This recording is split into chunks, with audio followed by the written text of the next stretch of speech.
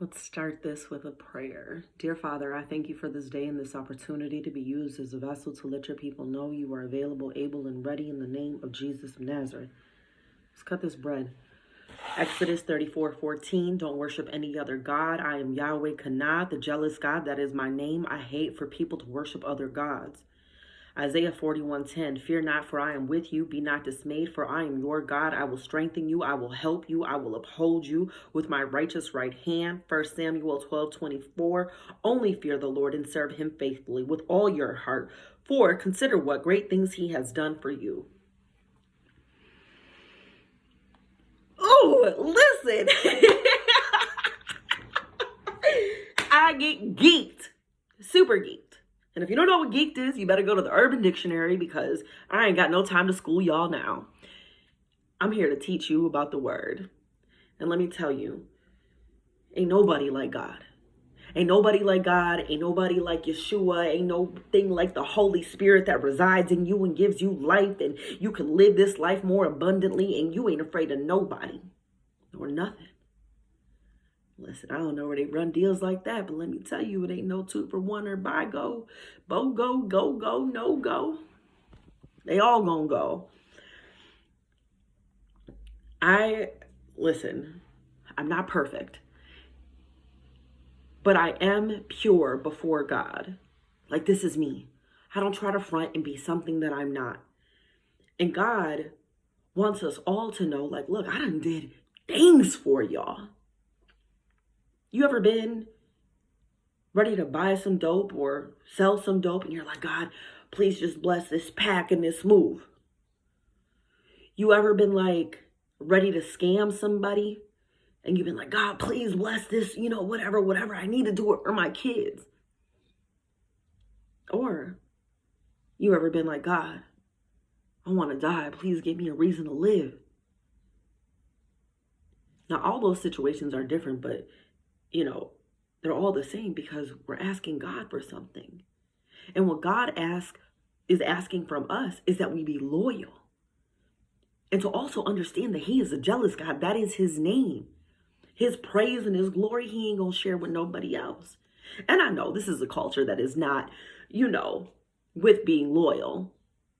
Because y'all love fake. Y'all love fake tits. Y'all love fake booties.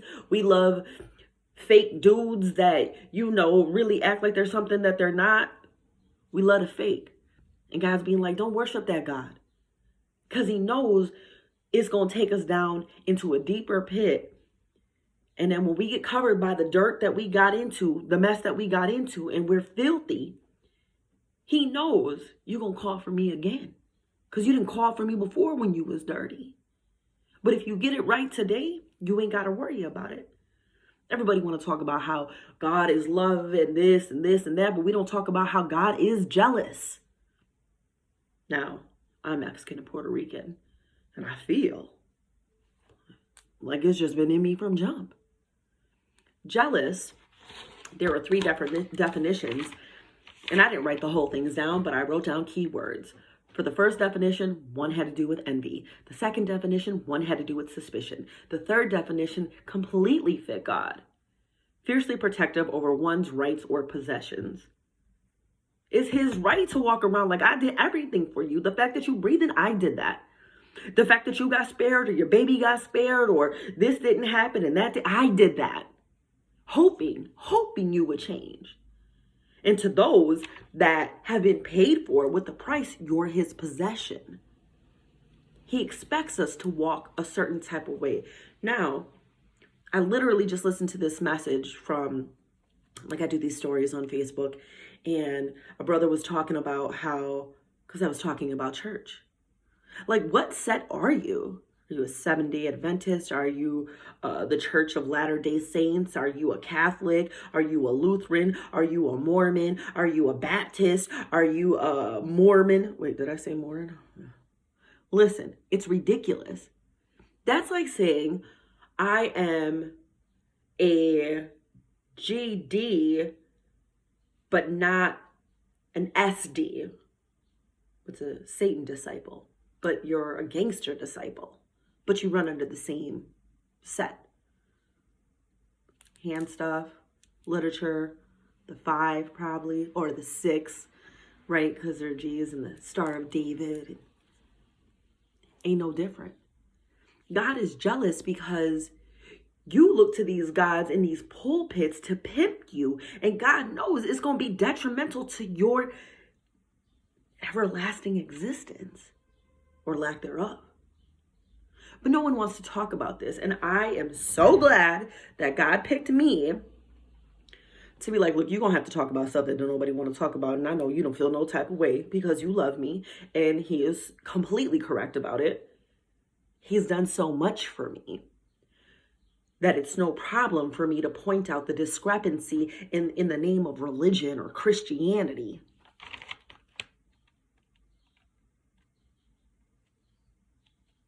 Waiting. Oh, okay, God. It didn't make sense. You got to go all like this to get to God, through this one, through this one, through this one. And when the brother was talking to me, he had did an audio message, and he said, there's a church in a certain mile radius, 3 or 4 churches, 4 or 5 churches. They just as prominent as bars.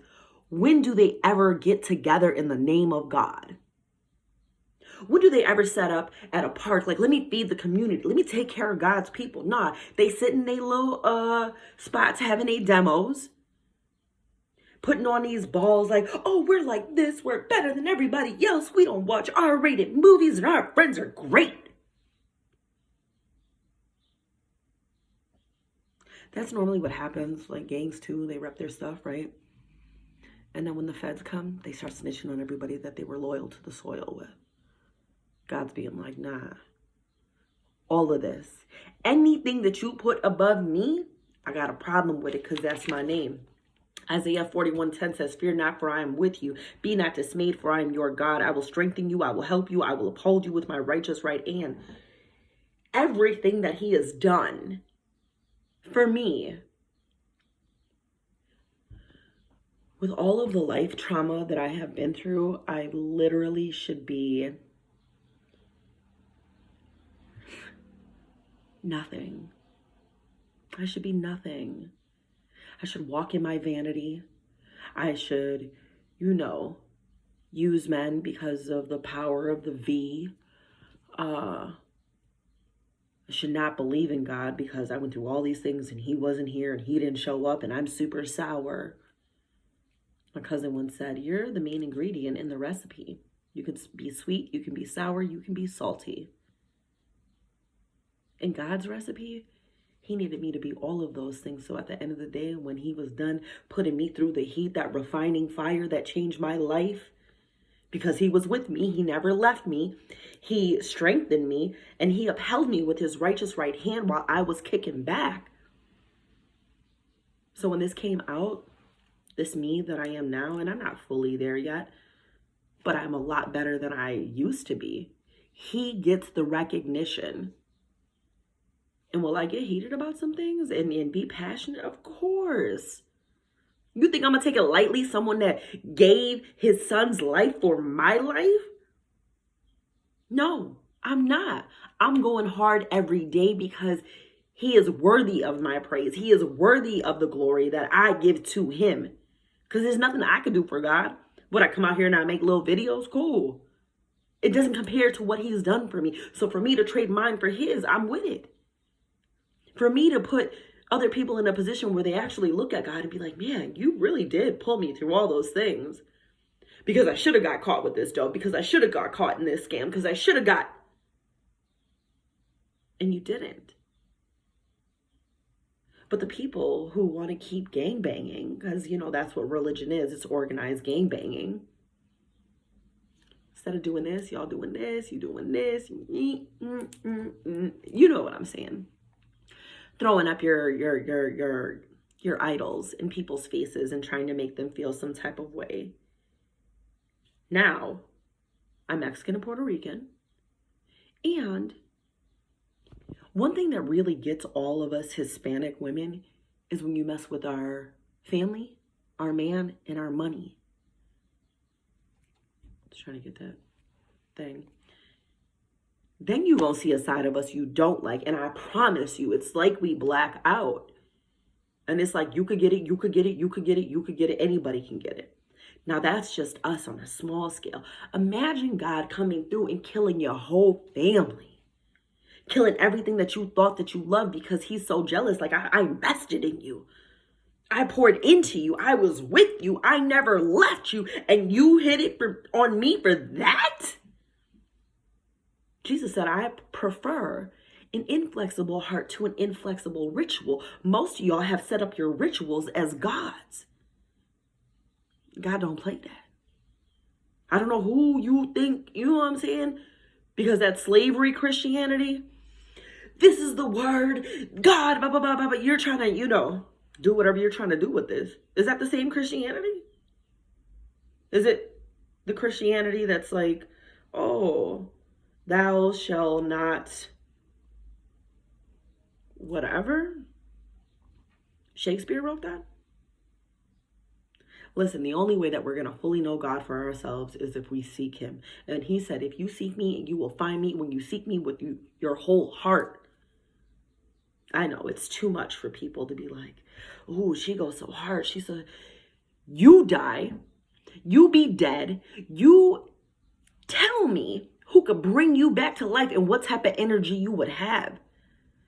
I was a teen mom and my kids were around gang banging because that was my family. To see pistols in the house all over, to see like people repping their stuff. I didn't know no better, nor did I care. But to God, for God to change my mind and be like, Tanya, this is death. You got to come away from this. And for me to come away from it and see things differently, I owe him. Because I'm not the same person. I got 7 kids total. My oldest is 28 and my youngest is 7.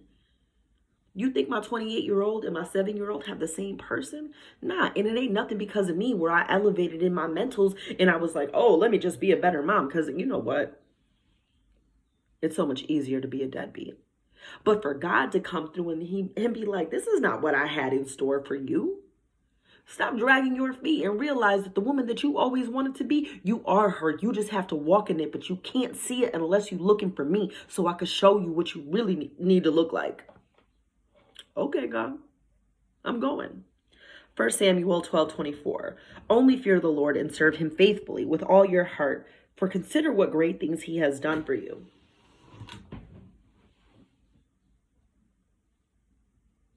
Do you want me to say, oh my gosh, God, I needed a car. God got me a new car. Do you want me to say, oh my gosh, God, I ain't had no money and God came through with a roll? Do you want me to say, oh my gosh, God, you can't go on vacation and God made sure a vacation happened? That's nothing. What I will say is my brokenness, my toxic traits, my suicidal thoughts, my low self-worth, all of these things that I used to think about myself when I really started spending time with him and I became intimate with him and Yeshua came through and was rocking with me every day. Like, look, you're fearfully and wonderfully made. You're the apple of God's eye. Anything that you want or need, all you got to do is ask in my name. And nobody came through for me like that in my life ever. Nobody's ever been like, hey, Tanya, I don't know if you're struggling, but let me just help you. And these churches, what are they doing? What God are you worshiping? And then it's like, the Bible, the basic instructions before leaving earth, is meant to help you get familiar with God. But that just ain't it. God just ain't in 66 books. He's much more. He is everywhere. He is everything. And let me tell you, he wants us to win. He wants us to see the lies and he wants us to separate and he wants us to be a holy people that is, specifically for him. And people think that when you're holy and you're set apart and set aside, you don't do certain things. But we'll talk about JL and how she took that tent peg and she put it through Sisera's head. Sometimes you got to kill some things. If the jealous guy come through and telling you like, look, I need you to do this right now, murk the situation, you murk the situation. Does it make somebody less holy? Nah. But these churches will tell you different. This life will tell you different. This world will be like, nah, be different, be fake, be less. You ain't got to worry about God. He ain't here. He ain't real. He ain't.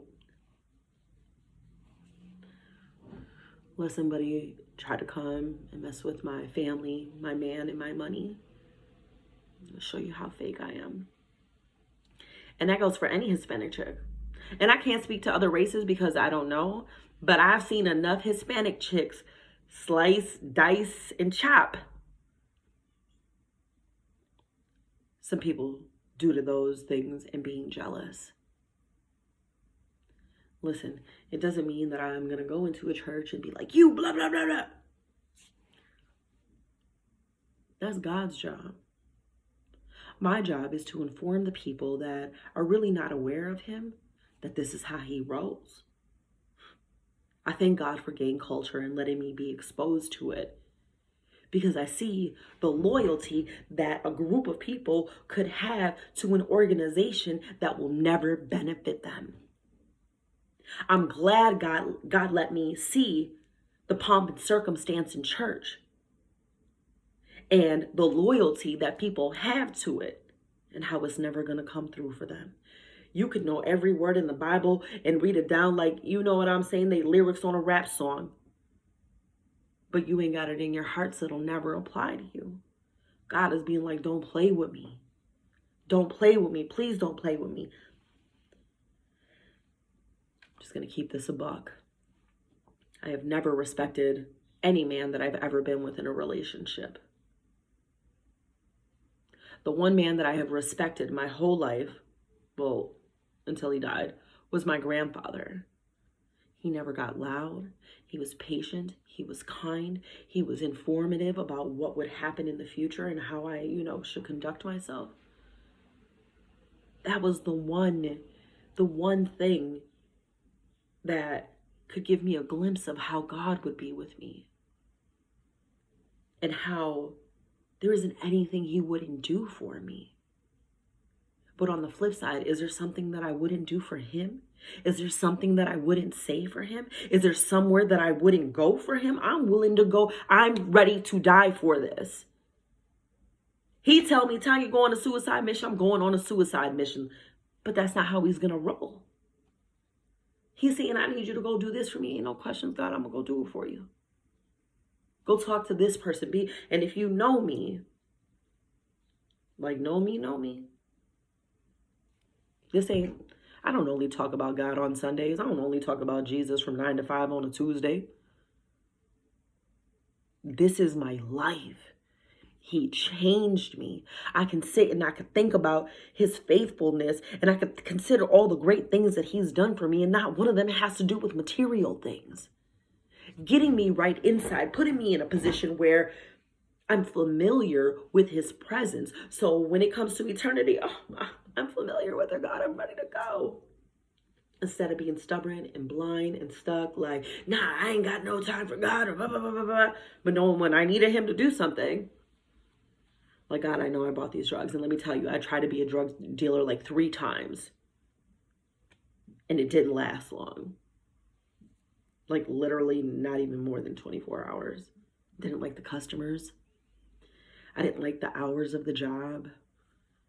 And I didn't like the risk for pay.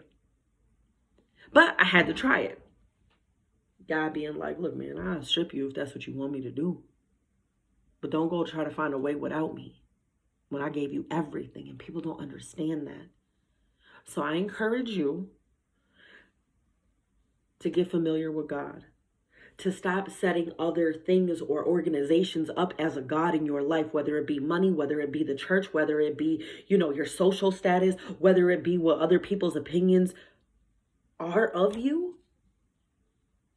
Listen, I know me, and I don't respond to a lot of stuff because I was a professional petty principal type of person. Oh, this is what you want to do? I love it. Let me talk about how your mama should have swallowed you. Real cutthroat. And now God being like, look, Tanya, you got to have compassion on people. I've been here for you. I've cared for you. I've never left you. I've helped you. I've upheld you with my righteous right hand. Do this solid for me correctly. I'm the type of person that I need to hear it blunt. I'm not playing with him. I encourage you to not play with him either. Listen, get to a spot where you know him and you know him. Not what some other person is like regurgitating and spitting it back into you. It don't work. Yahweh Kanah, the jealous God, that is my name. I hate for people to worship other gods. Come on, man. They ain't doing what God does. They ain't doing what God does. And if you don't get it right now, I'm telling you, like, it's not going to get better. Yeshua's coming back. And when he comes back, y'all feelings going to be hurt because, you know, you're going to be like, dang, I thought this system was really real. I thought this world was what it was. It's not.